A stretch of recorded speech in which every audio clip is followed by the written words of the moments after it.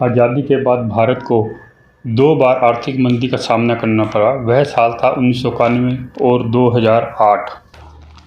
आर्थिक मंदी का मुख्य वजह भुगतान संकट था। ब्राज़ील और मेक्सिको के बाद हम दुनिया के तीसरे सबसे बड़े कर्जदारों की लाइन में खड़े थे। हालात बिल्कुल उसके करीब थे जहां आज श्रीलंका खड़ा है। विदेशी मुद्रा भंडार घटने से रुपये में तेज गिरावट आई थी और दूसरी तरफ अंतर्राष्ट्रीय क्रेडिट रेटिंग मूडीज ने भी भारत को डाउनग्रेड कर दिया था। और दूसरी तरफ 1991 में आर्थिक मंदी का कारण खाड़ी युद्ध भी बना 1990 में खाड़ी युद्ध शुरू हुआ था, इसलिए 1990 और 91 में भारत को जो पेट्रोलियम आयात बिल था वो $2 अरब का होना था। लेकिन लड़ाई के चलते भारत को बड़े पैमाने पर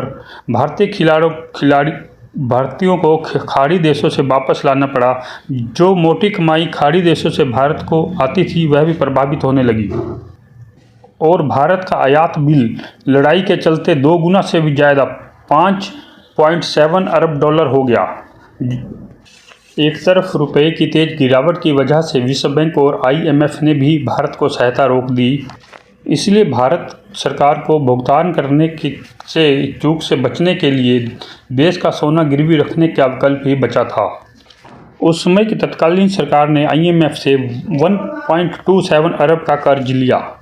देश की आर्थिक और राजनीतिक अनिश्चितता के दौरान 21 जून 1991 को BP नरसिम्हा राव प्रधानमंत्री बने।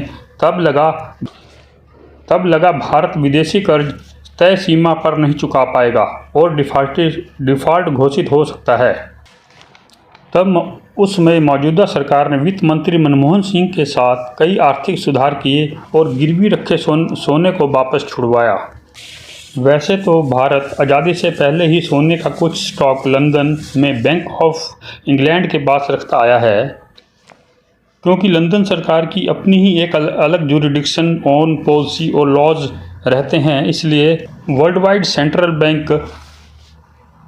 बैंक ऑफ इंग्लैंड के पास ही सोने को गिरवी रखते हैं। एक रिपोर्ट के अनुसार फाइनेंशियल ईयर 2024 में भारत के पास कुल गोल्ड रेवेन्यू 822.10 टन है, जबकि 2019 में RBI के पास 618 टन सोना था। अभी तत्कालीन सरकार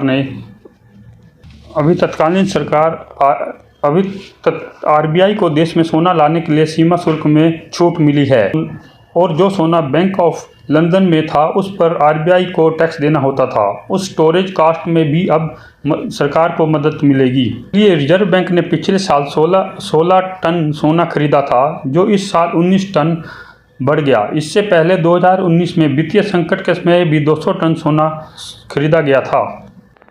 प्रधानमंत्री के आर्थिक सलाहकार ने संजीव सन्याल ने उचित ही कहा कि सोना वापस लाने का एक विशेष अर्थ है।